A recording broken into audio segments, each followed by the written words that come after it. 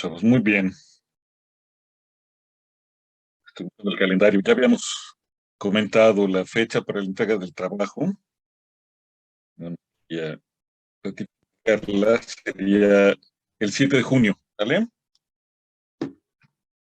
Vamos a evaluar así entonces con un ensayo sobre alguno de los temas que hayamos visto, que les haya llamado la atención, entre 10 y 15 cuartillas. Y ya, es todo, pues, ¿no? Entrega del trabajo,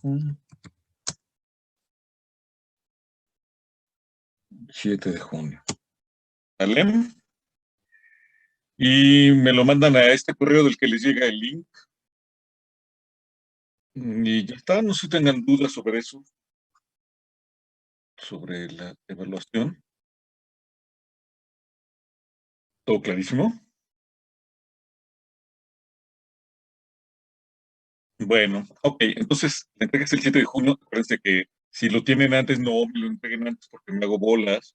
Tengo muchos grupos y entonces me hago bolas. Entonces, mándenlo el 7 de junio. Si lo tienen antes, guárdenlo y me lo mandan ese día a cualquier hora. Tienen 24 horas ese día, a la hora que quieran. Y si lo tienen después, ya no me lo manden porque ya se les pasó. Mándenlo exactamente el 7 de junio. ¿Sale, vale? Ok. Bueno, le dedicamos mucho más tiempo porque yo pensaba que todavía teníamos mucho del semestre. Pensaba que todavía nos faltaba como un mes. Y resulta que no, que esta es la última sesión. Le dedicamos mucho más tiempo a los argumentos de Camus. Yo creo que estuvo bien porque la argumentación de Camus es complicada, es muy bonita. Como veremos, yo les había comentado ya que yo creo que el que tiene razón en este punto es Sartre, pero no cabe duda que la escritura, el razonamiento, el texto de Camus es muy, muy hermoso y, aunque equivocado, es una aportación muy bella a cierto tipo de reflexiones, ¿no? Digamos que es una lástima que esté equivocado, pero creo que lo está. ¿Ok? Bueno, hoy vamos a hablar entonces de las respuestas que le dan Benson y Sartre a Camus. Eh, Recordemos nada más cómo Camus nos ha propuesto la idea de que la rebelión funda lo humano colectivo, funda el nosotros y la funda por sí misma. Ella es la fuente de un valor, dice Camus, un valor que trasciende al individuo. Se presenta primero como una negación, pero es más bien una afirmación, ¿no? Es el esclavo que dice, ya basta, ha sido demasiado. Eso parece una negación y es una negación, pero en el fondo también es una afirmación, es la afirmación de sí mismo en primer lugar. El esclavo dice, si en esta ocasión te digo que sí, desaparezco, me difumino, me diluyo, o de existir. Y hay otra afirmación después, cuando dice, y puedes matarme si quieres, pero ya no. ¿Ok? Es en ese momento, hemos dicho, donde Camus dice, aquí se crea un valor. Por eso la rebelión es el fundamento de lo humano, porque, porque de pronto el esclavo sabe que hay algo más valioso que él mismo. Es en ese punto donde la rebelión funda lo humano.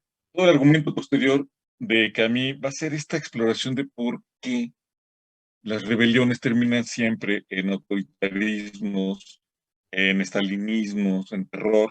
Y a eso, a ese cambio, Camus lo va a identificar con la revolución. De hecho, todo su texto podría ser visto como eso, cómo ocurre la degradación de la rebelión, que es la gran fundación de lo humano, hacia la revolución, que es esta negación total, ¿no? Esta destrucción generalizada, este nihilismo absoluto, ¿no? Se trata pues de esta contraposición. ¿Y por qué ocurre esto? Bueno, Camille va a dedicar muchísimas páginas a todo esto. Una de las cosas que le va a llamar la atención a Jackson es que el primer capítulo de la rebelión metafísica del hombre rebelde tiene ciento y tantas páginas, ¿no? Dice ciento y tantas páginas para decir eso que se podría haber dicho en un párrafo. Bueno, Camus va buscando cómo hay una tendencia metafísica nihilista en la cultura occidental. También observamos de pasada, ¿se acuerdan?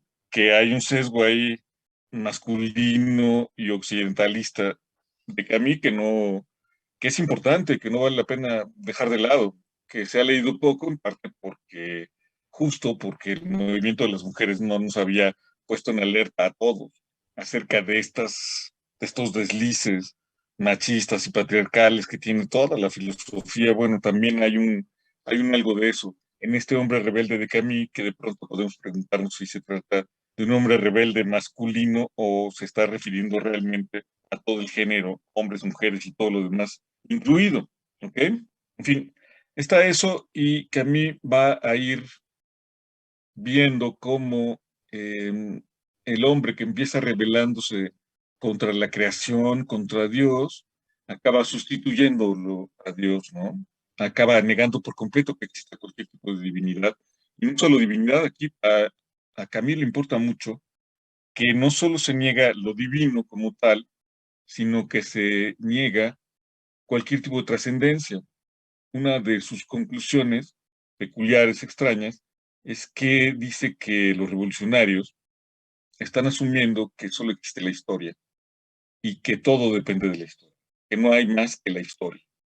Hacen una especie de deificación sustituta de la historia y eso va a ser uno de sus caballitos de batalla más peculiares. Ujú. En fin, podríamos ver, yo les decía que leyeran el apartado que se llama Rebelión y Revolución, que es una especie de resumen de todo lo argumentado por parte de Camus, ¿ok? Pero podríamos terminar antes de ver las respuestas que le va a dar la gente de Sartre, un poco esas últimas líneas de esa reflexión, ¿no? Ujú. Dice, la rebelión nunca ha afirmado en su movimiento más puro, sino la existencia de un límite, justamente, y el ser dividido que somos. No es en su origen. La rebelión, la negación total de todo ser. Por el contrario, dice al mismo tiempo que sí y que no. Es el rechazo de una parte de la existencia en nombre de otra parte que exalta. Cuanto más profunda es esta exaltación, tanto más implacable es el rechazo. ¿Ok? Luego, en el vértigo y el furor, la rebelión pasa al todo o nada, a la negación de todo ser y toda naturaleza humana. Reniega de sí misma en este momento. Sí, porque se acuerdan cuando el hombre rebelde dice no y puedes matarme, si quieres puedes matarme. Entonces dice que a mí, entonces encuentra un nuevo valor, descubre la naturaleza humana. Es la rebelión la que funda la naturaleza humana. En la introducción del hombre rebelde va a nombrar específicamente ese concepto de naturaleza humana. ¿Mm? Y lo que le va a achacar a la revolución es que la revolución asume que no existe una naturaleza humana o que la naturaleza humana está por crearse, está siempre por hacerse, pero no preexiste, ¿ok? Va a criticar directamente a los existencialistas, los va a nombrar ahí a los existencialistas, por eso, porque los existencialistas afirman que no existe una naturaleza humana, que en todo caso, lo que sea eso, habrá que construirlo siempre a cada momento. Una de las diferencias cruciales entre Camus y Sartre es esa, porque Camus asume que existe alguna nota universal de lo humano, aunque sea esa que descubre la rebelión. Pero Sartre dirá, lo hemos visto, lo vimos ampliamente en el existencialismo, es un humanismo, dirá que no existe una naturaleza humana. También Sartre reclamará para sí la categoría de humanismo, cosa que va a hacer que en su momento le caiga mal a todos. Estaba leyendo como Deleuze, Gilles Deleuze, que forma parte de toda esta generación de filósofos franceses que chocan con Sartre, todos, allí Althusser, Foucault, Derrida, Deleuze, todos contra Sartre. El buen Foucault dice que era un pensador interesante, solo que era un pensador del siglo XIX. Dice, es el último pensador del siglo XIX. Y lo bocabajea y tiene expresiones muy fuertes, Foucault contra Sartre. Todos ellos tienen ahí desplantes muy, muy fuertes contra él. El que menos reacciona así es sin duda Deleuze, que tiene ese artículo que les he comentado, ojalá lo pudieran leer, en La isla desierta y otros textos, se llama Él fue mi maestro. ¿Mm? Y se refiere a Sartre. Pero leía yo un poco la biografía de Deleuze hace unos días y Deleuze se decepcionó profundamente de la conferencia que vimos aquí. El existencialismo es un humanismo, y dijo que ya, que nunca más Sartre, que lo iba a mandar a volar por esa ñoñería, esa cursilería del humanismo. Ujú. Sí, solo que el humanismo de Sartre es un humanismo totalmente abierto, porque lo que dice Sartre es que nunca sabremos qué es la naturaleza humana. Humanismo consiste en que lo que sea la naturaleza humana siempre tiene que estar abierto. Es decir, no podemos saber qué es lo humano y nunca podremos saberlo. Y en eso consiste su humanismo. ¿Cuál es el problema con el humanismo? Bueno, en general, que cuando planteas que existe una naturaleza humana, si quisieras definirla de cualquier forma, eso ya es un problema que incluye en la naturaleza humana. Bueno, aparte de esa dificultad, siempre quedará la posibilidad de que dejes algo afuera, que no consideres algún aspecto, pero cada vez que dejes afuera algo, entonces estarás justificando una exclusión. Y la historia está llena de exclusiones y de matanzas y de devastaciones a partir de lo humano. Eh, Recordemos los debates sobre la humanidad de los indios y los americanos y cosas por el estilo. Siempre trazar una línea del humano implica una exclusión de algo. Por eso Sartre va a afirmar que lo humano siempre está abierto y esa es la base del nuevo humanismo. Sartre dice eso en ese artículo que les he comentado, que es también polémico y muy ambiguo de Sartre, que se llama Los comunistas y la paz. Tiene una reflexión sobre lo que les estoy diciendo en este momento, pero también es uno de los textos más estalinistas de Sartre. Sartre tuvo su época realmente cuadradona, ortodoxa, y ese texto es uno de esa época. Y sin embargo, en ese mismo texto tiene una reflexión muy bella sobre esta cuestión del humanismo. ¿Ok? ¿Cuál es la diferencia ahí? Es que Camus dice que el rebelde, la rebelión, funde ese valor, pero ese valor de la naturaleza humana, de lo humano, del somos, es un valor que no depende de la historia, que funda la historia en todo caso, pero que no está sometido a ella. Ajá. Hay un límite, hay un límite para la acción humana y ese límite es precisamente ese valor, lo que está diciendo. ¿Ok? Eh, por eso no es negación absoluta, niega, pero siempre apoyándose en ese valor que está proponiendo. Ujú. En cambio, considera que el revolucionario está entregado a la historia, ya no cree que haya nada trascendente, que no haya nada fuera de la historia, y por eso está dispuesto a acabar con lo que sea. No es exactamente que el revolucionario se haya propuesto o se propone directamente devastar todo, sino que el revolucionario se propone construir ese valor, pero tiene que construirlo hacia adelante. Tiene que negar todo lo que hay para construir el hombre nuevo, digamos. Y algún día llegará, pero lo que va haciendo es posponer la formación de ese hombre nuevo porque todo está aconteciendo en la historia. ¿Ok? Em, em, Luego cita en la página 233, eh, dice, se refiere a Federico el Grande. Dice, estoy cansado de reinar sobre esclavos.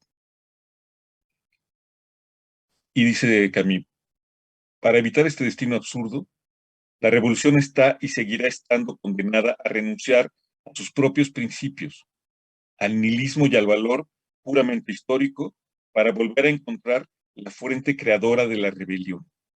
¿Mm? La revolución, para ser creadora, no puede prescindir de una regla moral o metafísica que equilibre el delirio histórico. ¿Mm? ¿Ok? La gran crítica, pues, que la revolución olvida ese límite, ese principio, funda la rebelión. ¿Ok? Y a mí está convencido de que todas las rebeliones van a terminar en revoluciones, y las revoluciones son la negación total, no conocen el límite, ese límite del nosotros queda superado por la revolución y eso es lo que las sostiene. ¿Ok? Hasta ahí vamos bien. Vamos rápidamente porque es nuestra última sesión. Las respuestas que van a dar Johnson y Sartre. Ya quedamos que la polémica, pues la polémica es Camus Sartre. Camus escribió El hombre rebelde y apareció una reseña crítica en Tiempos Modernos que pone a ese libro, pero por la calle de la amargura, como lazo de puzzle. Es la respuesta de Tiempos Modernos al hombre rebelde, al libro El hombre rebelde. Pero no la firmó Sartre, no la escribió Sartre. La primera respuesta a la publicación del libro, el comité editorial de Tiempos Modernos, la revista fundada por Sartre y Simone de Beauvoir, se la encargaron a Johnson, uno de los miembros ahí del Consejo de Redacción de Tiempos Modernos. Pero una primera cosa que llama la atención y que él mismo también va a resaltar es como no fue Sartre, no se dignó Sartre a contestar directamente al texto de Camus. ¿Ok? La primera respuesta, pues, es de este Johnson. ¿Ok? Le va a hacer una serie de críticas, voy a enumerarlas más o menos todas, con las que yo encuentro ahí. Eh, la primera, aunque parezca trivial, es interesante. Johnson le va a criticar a Camus que su libro, que es una denuncia, una protesta, una crítica, un grito, está, sin embargo, escrito muy bonito. Uh-huh. Dice, es demasiado estilizado, es esteticista. Para hacer una crítica, pretende denunciar algo con mucha vehemencia. Es un texto que es preciosista, uh-huh, que no tiene, digamos, el estilo que, que correspondería a ese tipo de denuncia política que quiere hacer Albert Camus. Parece pues un estilo trascendental, le dice Johnson. Parece trivial, pero más adelante también Sartre le va a criticar algo por el estilo a Camus, y nosotros tendríamos que pensar también en ello. Si no se trata, eh, si no se trata de una especie de contradicción, ¿cómo que el nombre, el primer nombre de Johnson ahorita se los busco, de una contradicción estilístico-retórica importante, el hacer una especie de llamamiento, de denuncia, de crítica radical en un estilo verboso, casi académico, en fin, ¿no? ¿Eh?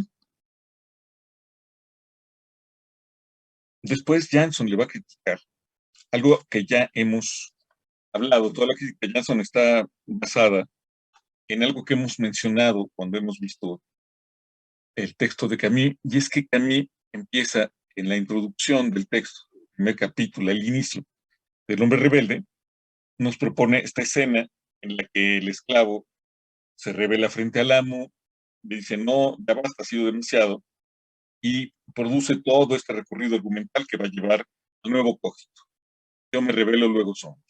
¿Okay?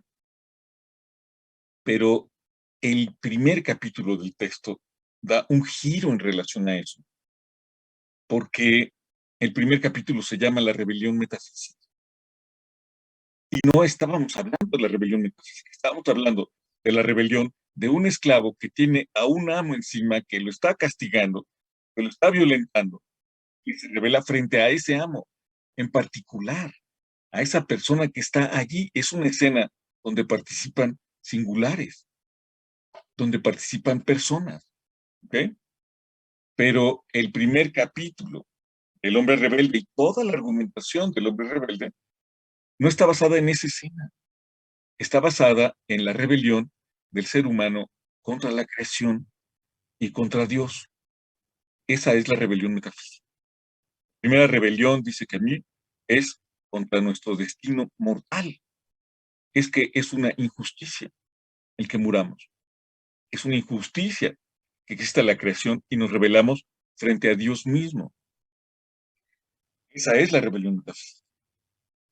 Pero una cosa que le criticarán Jansson y Sartre constantemente es que hemos pasado de una escena concreta a una argumentación abstracta, tremendamente metafísica, que empieza con metafísica y sigue con metafísica, y que va a reducir el problema de la violencia en el mundo a una cuestión metafísica. ¿Ok? De Jansson, todo el argumento de Camus consiste en mostrar la degradación de la rebelión humana, dice, hacia una revolución metafísica. ¿Ok? Y de hecho sí, porque lo que va haciendo Camus es explicar ejemplos concretos de autores y movimientos sociales en los que no toma en cuenta, esa es la crítica 2. La primera crítica, digamos, es esta cuestión de la metafísica, el estilo. La crítica 2 es que dice Jansson que Camus le niega cualquier tipo de papel, cualquier función a la historia misma. Ujú. No la hace aparecer nunca. ¿Ok? Cuando describe las rebeliones, cuando habla de la rebelión, cuando habla de las rebeliones históricas, justamente no le concede ningún papel a la historia. Es que en su narración poco importa si se trata de la Revolución Francesa o de la Revolución Rusa, poco importan las circunstancias específicas del campesinado parisino o del campesinado ruso o las fuerzas que estaban en juego o absolutamente nada. Pareciera que estamos en un discurso en el que todas las rebeliones son iguales, pero el problema con las rebeliones es que las rebeliones y las revoluciones acontecen en el mundo y acontecen en la historia, pero el contenido histórico de cada una de las rebeliones que describe no importa absolutamente para nada. En el caso de Camus, niega cualquier situación concreta, dice. Ujú.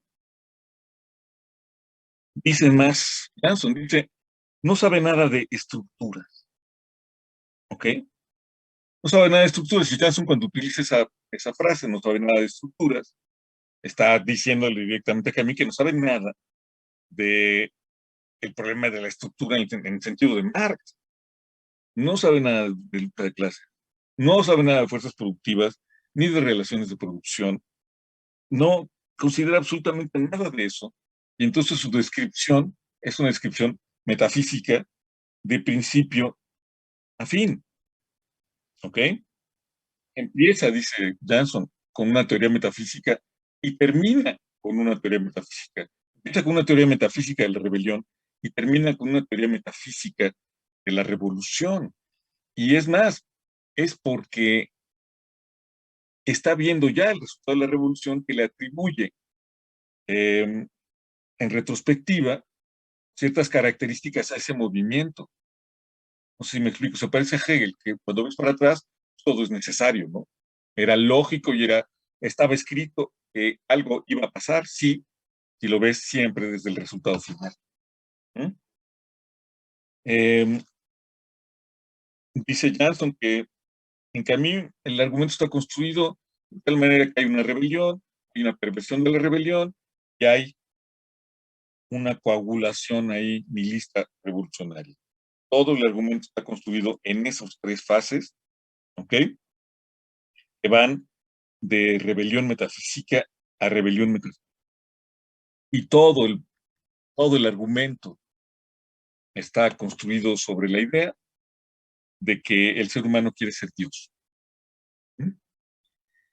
Sartre más adelante también se va a hablar mucho de eso, porque dice Sartre, bueno, a ver, los seres humanos participan en movimientos sociales, en rebeliones, en luchas, y puede que peleen por cosas muy pequeñas, pero a nombre de grandes ideales, y no está establecido nunca cuál va a ser el resultado de esos conflictos. Esos ideales por los que luchan los hombres importan. También los problemas pequeños que están enfrentando. Usted puede luchar por un reparto de tierras en un estado del país, en la Revolución Mexicana, soñando con, con que termine la división de clases de la sociedad, pero eso importa. No es que el campesino que está entrando a esa lucha esté pensando en que quiere ser Dios, en que tienen no sé qué cosa así trascendental en la cabeza. ¿Ok? Dice Jansson, además, en esa argumentación que está construida de manera necesaria, si siempre que hay una revolución, va a haber perdón, una rebelión, va a haber un olvido de los orígenes y se va a consolidar un autoritarismo, dice entonces, no hay nada más que hacer que respetar el Estado o retirarse. Ujú. Una de las críticas más fuertes, ¿no?, que le hacen no solo Camus, digo Sartre y Jansson, a Camus, sino que en general se le ha hecho, es que acaba reforzando el statu quo.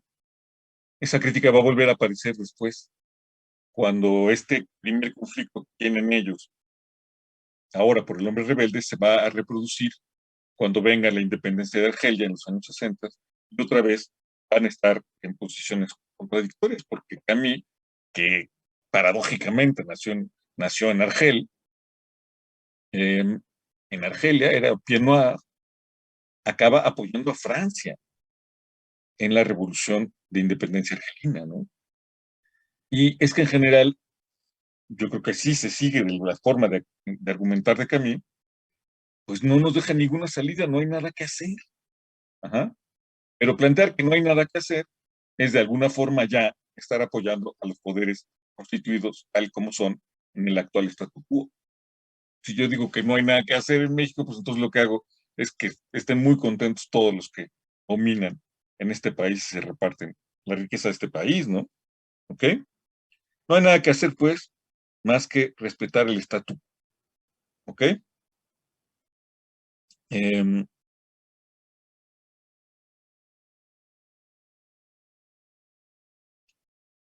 Bien, le va a hacer otras críticas. Una tercera crítica que también va a retomar Sartre y después el mismo Deleuze, es la pequeñez y la debilidad de las fuentes en las que se apoya Camus. Ujú. Eh, El hombre rebelde es un libro muy, muy grande, tendrá como 500 páginas, ¿no? Pero los argumentos están construidos sobre dos o tres textos de algunos autores.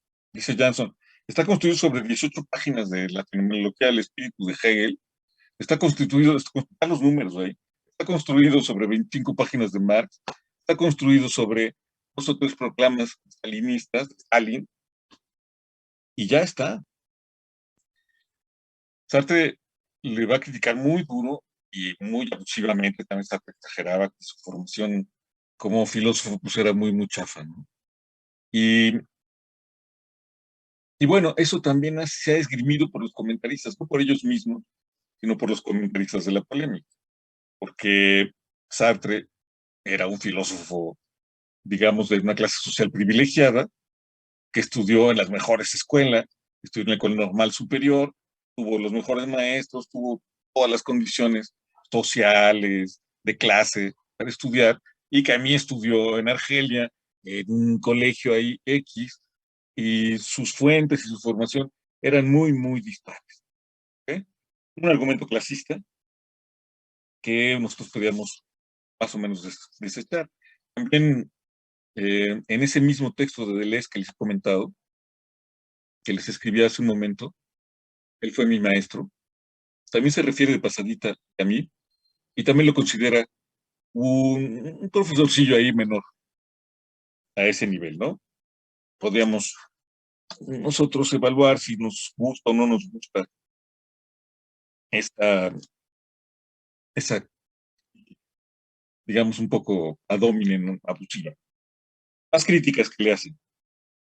Eh, Hay una parte, si ya leyeron La Rebelión Metafísica, capítulo que estuvimos hablando, en que Camus critica que los revolucionarios, que ya han dejado de lado cualquier trascendencia y cualquier valor, van a considerar que el valor más importante es la eficacia, ¿ok? Y que justo es eso lo que va a hacer olvidar el valor principal, el valor fundacional que crea la rebelión. Esto que estábamos diciendo hace un momento, es que en la rebelión hay límites, en cambio en la revolución no hay ningún límite, esa sería una idea básica de Camus. La revolución no hay ningún límite, se trata de ser eficaz, aunque rompas con todas las cosas imaginables, ¿ok? Pero Jansson le va a criticar aquí, y yo creo que tiene razón, el que Camus, a pesar de todo, ofrece, sugiere algunas soluciones, propone algunas cosas, pero proponer algo implica proponer que ese algo que se quiere realizar, tenga también un mínimo de eficacia. Uh-huh. La crítica aquí es que Camus critica radicalmente toda eficacia, pero su propia postura tendría que ser eficaz de alguna manera. Si te dedicas a hablar en relación a la sociedad, tienes que mantener algún tipo mínimo de eficacia. ¿Ok? Pero Jansson va a llevar esto a su conclusión importante, y es que dice, si seguimos en esta argumentación, estos tres pasos que están establecidos ahí, toda rebelión empieza magníficamente, pues se pervierte, se olvida de sus orígenes, porque olvida que hay límites, y entonces viene una revolución autoritaria que lo niega todo. ¿Mm? Si esos tres pasos están establecidos, ¿ok? Entonces, dice Jansson, las únicas revoluciones auténticas que podría haber son las que fracasan. Ajá. Porque si triunfaran, se negarían a sí mismas. No solo las revoluciones, también las rebeliones. ¿Ok? Toda rebelión solamente es auténtica si es derrotada. Yo creo que esa es la paradoja central de lo que nos está proponiendo Camus, que la ve muy bien Jansson. Una revolución solamente podría ser aprobada, aplaudida, porque a mí, si fracasara. Y toda rebelión tendría que quedarse en el estado de rebelión, de queja, de grito, de decir no, porque si acabara triunfando, perdería su autenticidad. Lo único que no le puede ocurrir a la rebelión es realizarse. Es la única cosa que le puede quedar al rebelde sería permanecer como rebelde, pero en esta paradoja. La única posibilidad del esclavo de ser auténtico, digamos, sería continuar siendo esclavo, pero siendo un esclavo rebelde. Uh-huh. Es decir, un esclavo protestón, un esclavo que esté cuestionando, ¿ok? Cuestionando constantemente el látigo que le está pegando, pero que siguiera siendo esclavo, ¿ok? Bueno, justamente es lo que preguntas en mi chat. Así es, esa es la idea que está dando Jansson. Entonces, ¿qué sentido tiene hacer la rebelión? Uh-huh. Ninguno. Toda rebelión estaría condenada a, para poder ser rebelión, fracasar, para preservar su autenticidad. Ajá.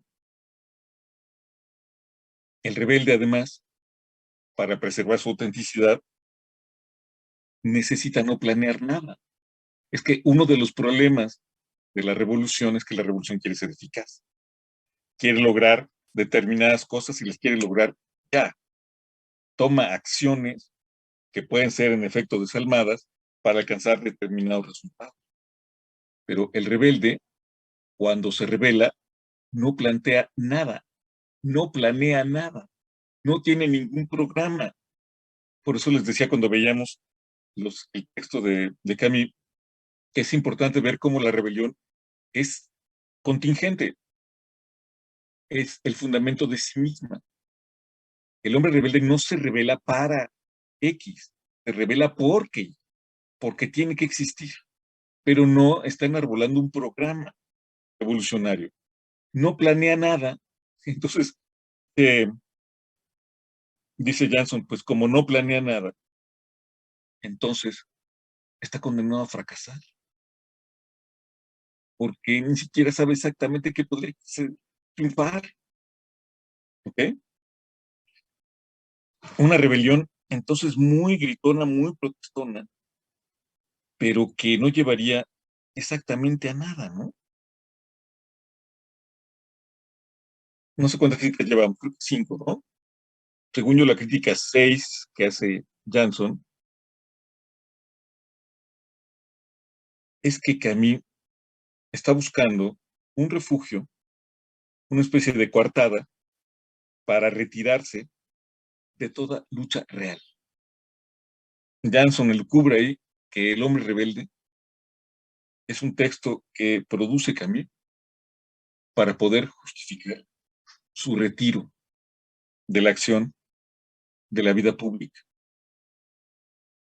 Y puede que tenga razón, porque acuérdense cómo hemos comentado cómo Camus es un gran héroe de la resistencia.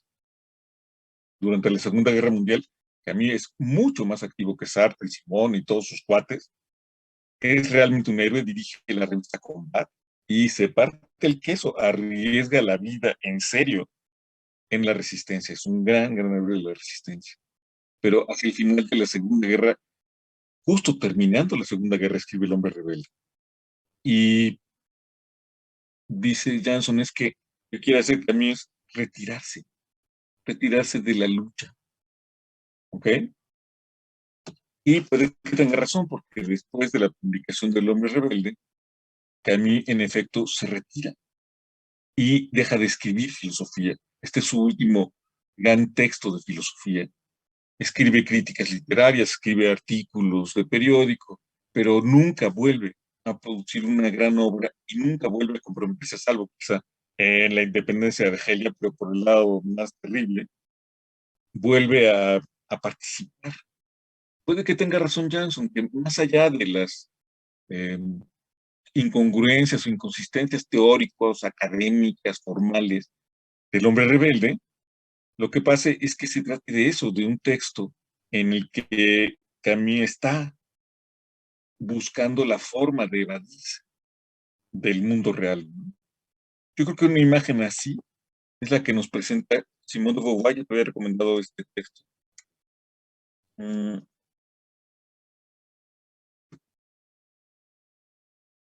Mandarines, es una novela, es la mejor novela de Simón de Beauvoir. Escribe en 1948, que ganó el premio Goncourt, que es el premio más importante de la literatura francesa, y es una descripción de esta misma polémica. Si la lees, a mí me encanta esa novela, léela, es una belleza. Y verás que están ahí los dos personajes, está Sartre y está Camus, y todo este debate está allí escenificado. Y en efecto, el personaje de Camus está buscando siempre la manera de retirarse, uh-huh, de huir de la historia, ¿ok? Dice Jansson, además, ya con las dos últimas críticas, dice Jansson que Camus coloca todo el mal del lado de la historia y todo el bien del lado de lo trascendente. Uh-huh.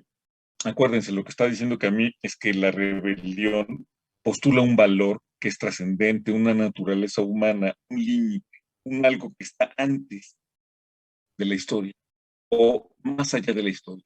En cambio, los revolucionarios consideran que solo existe la historia, ¿ok? Coloca todo el bien por el lado de lo trascendente, ajá, de lo no histórico, ¿sí?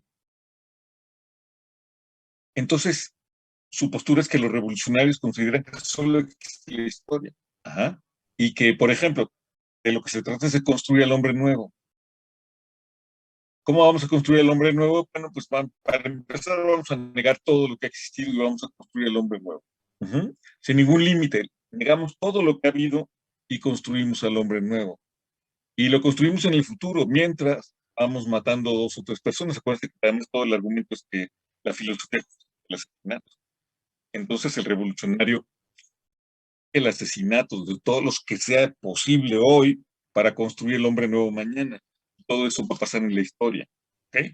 Todo ese mal está en la historia, porque los revolucionarios consideran que solo existe la historia. ¿Ok? En cambio, Camus considera que hay ciertos valores, que existe el valor de lo humano. Ese límite es antes de la historia. ¿Ok? Por eso dice Jansson, está colocando todo el mal en la historia. Uh-huh. Y todo el bien antes de la historia. ¿Ok? Y la última crítica que le hace Jansson, según yo, a Camus, es que dirige todo su ataque, esto también es muy, muy cierto, dirige todo su ataque a los revolucionarios, todo su ataque a la gente de izquierda y a la gente marxista. Menciona pocas veces a Marx, pero es de eso de lo que se está tratando. Está atacando a la Unión Soviética, está atacando a los comunistas, está atacando todo eso, pero es a lo único que ataca. El hombre rebelde se centra, es un texto dirigido contra la izquierda. Uh-huh.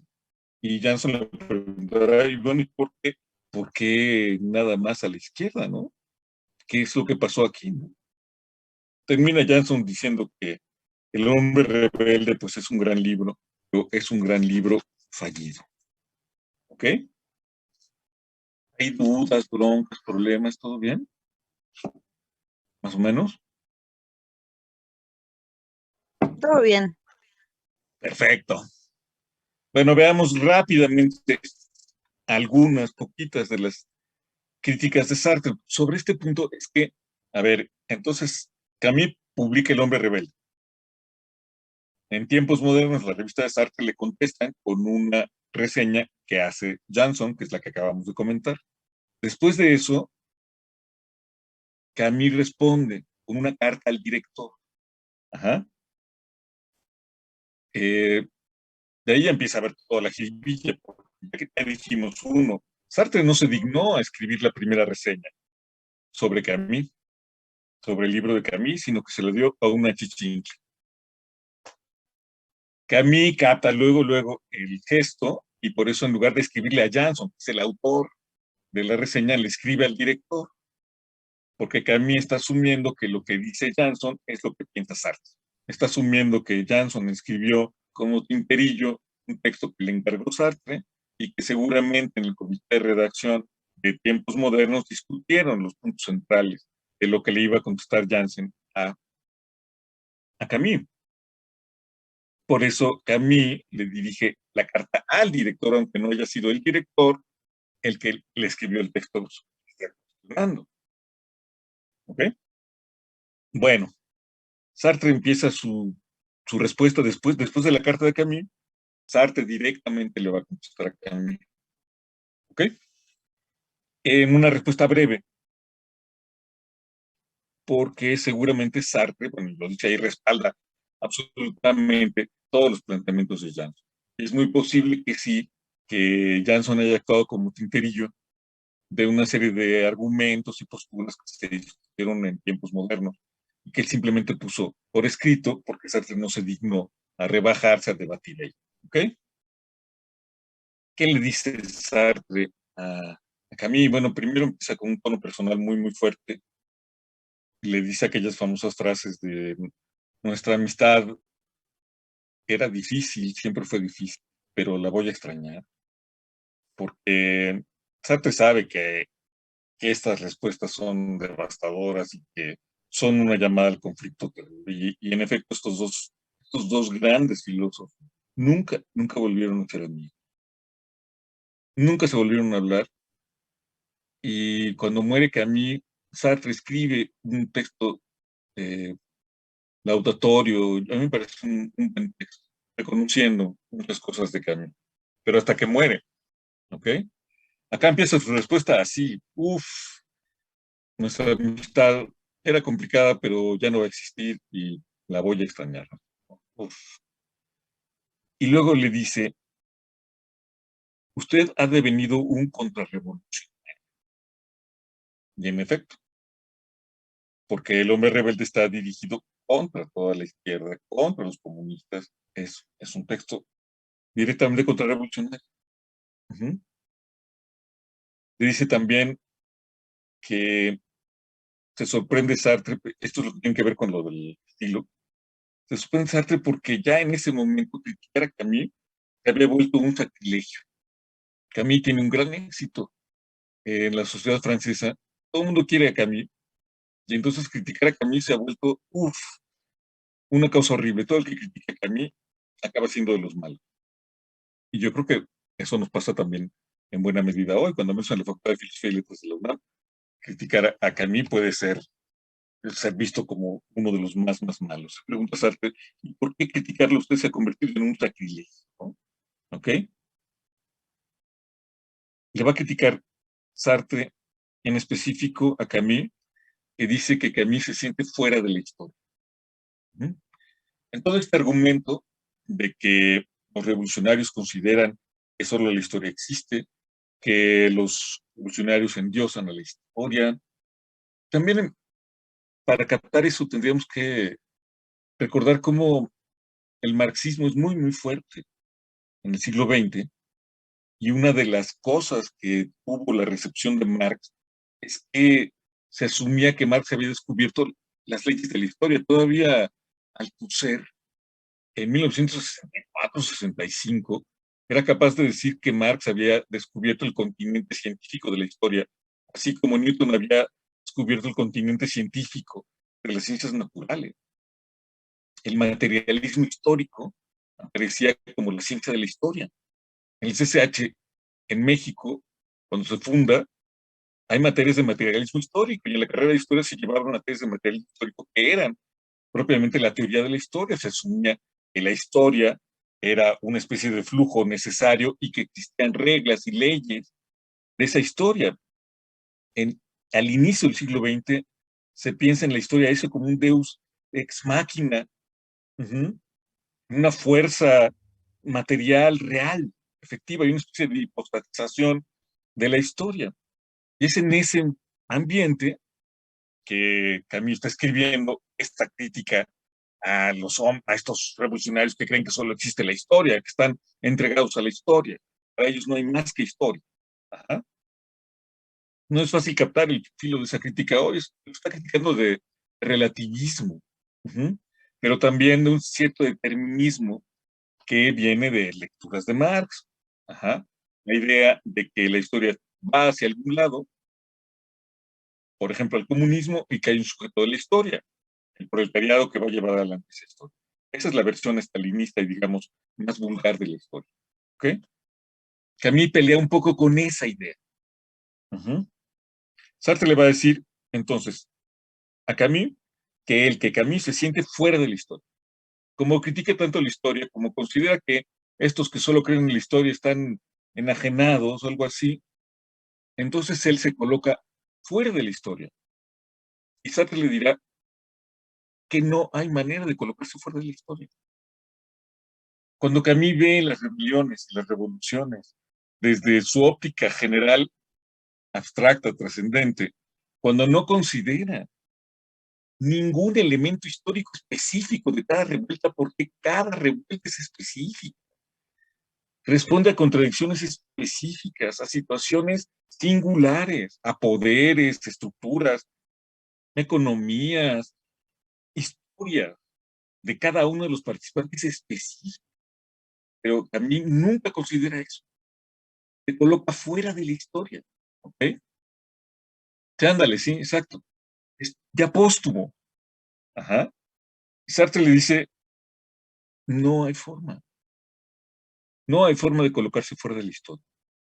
Así que el hombre rebelde que quisiera estar en esa perspectiva acaba siendo un texto contrarrevolucionario porque está en la historia y no puede evitar jugar un papel dentro de la historia misma. ¿Ok? Le dice Sartre también que no tiene sentido preguntarse si la historia tiene un fin o un sentido. ¿Sí? Porque Camus ha dicho que uno de los problemas del revolucionario es que niegan todos, un nihilismo absoluto. ¿Ah? Le niega también cualquier fin a la historia misma, porque ya la historia ya no responde a ningún valor trascendente. Entonces le va a contestar muy bellamente algo que tomará, yo creo, al ser. Más adelante, y Sartre le dice que no tiene sentido preguntarse por si la historia tiene sentido o no tiene sentido. Es absurdo preguntarse si la historia tiene sentido o no tiene sentido. Lo que hay que hacer, lo que hacen los seres humanos es tratar de construirle un sentido a la historia, luchar para darle un sentido a la historia. No es que tenga o no tenga, es que hay que dárselo, hay que construírselo. ¿Eh?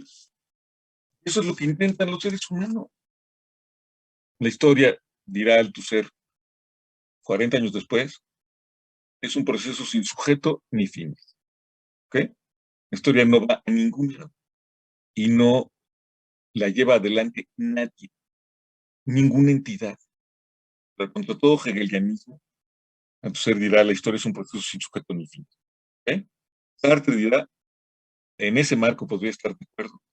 Dice, pero que no tenga fines no quiere decir que nosotros no intentemos dárselos. ¿Ok? Y dárselos por completo. No existen antes de nuestra acción histórica. Es la diferencia crucial, insisto, entre Sartre y Camus, es que Camus cree que para defendernos de los autoritarismos, de estas violencias descarnadas que estamos viviendo, necesitamos postular ciertos valores trascendentes, necesitamos postular que existe una naturaleza humana. Ajá. Y Sartre le dirá exactamente lo contrario, que la naturaleza humana no existe, o que en todo caso es algo que vamos construyendo, que nunca estará. Uh-huh. En fin, vamos a dejar ahí, pero bueno, espero que lean los argumentos de los sartreanos y esta cosa loquísima de Camus, tan bella, tan contradictoria sobre la rebelión. Yo insisto, las primeras páginas del Hombre Rebelde valen todo el libro, ¿eh? Cuando dice eso, un nuevo cogito, yo me rebelo, luego somos. La idea de que la rebelión funda la comunidad me parece extraordinaria. Lo que no entiendo, y supongo que le pasaba lo mismo a la gente de tiempos modernos, es cómo empezamos con esa premisa brillante y acabamos condenando cualquier acción política. Ajá. Acabamos propugnando por prácticamente no hacer nada, ¿no? Porque estamos condenados a la violencia y al fracaso. Solo recuerdo un caso parecido ahí, parecido, guardando todas las distancias, al texto de Nozick sobre Robert Nozick, este autor de derechas, eh, los neoliberales reivindican así como su pater, ¿no? Como el mero, mero petatero. Uno de sus, no, Nozick. Su libro es Anarquía, Estado y Utopía.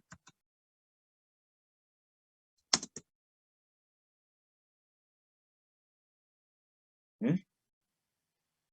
No era neoliberal Nozick porque cuando escribe Anarquía, Estado y Utopía todavía no existía el neoliberalismo. Él mismo se va a quejar de que escribió una obra muy diversa y muy importante, siempre muy derechosa, muy conservadora, pero siempre se le ha reducido a este libro de Anarquía, Estado y Utopía. Anarquía, Estado y Utopía empieza con dos premisas que a mí me parecen muy, muy importantes y que yo respaldaría completamente. La primera es, dice Nozick, no hay nada más valioso que el individuo. ¿Ok? No hay nada más valioso que el individuo. Pero no el individuo en general, no, no, no, no. No se quiere decir, no hay nada más valioso que cada una de las personas que existen.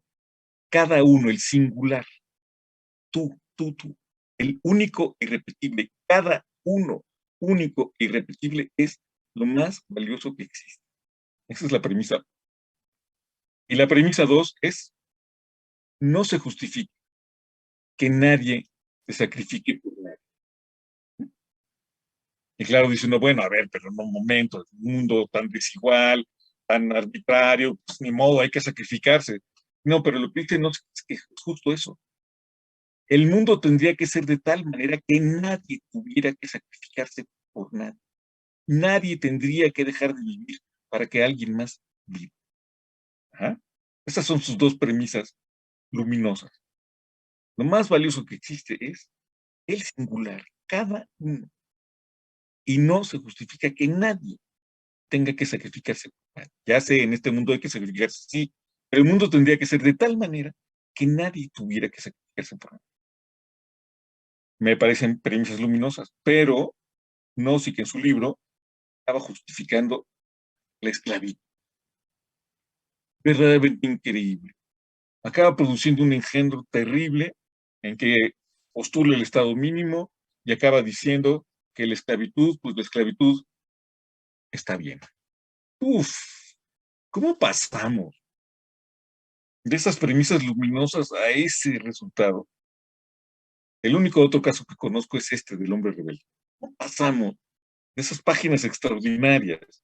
Yo me rebelo, luego somos un nuevo cogito, a, a esta imposibilidad de actuar a la que nos está convocando Alberto, ¿no? En fin, dudas, broncas, problemas, chicos, ¿todo bien?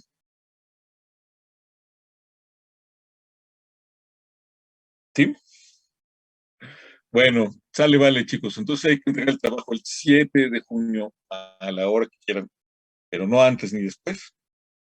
Y bueno, luego seguimos platicando, ¿vale?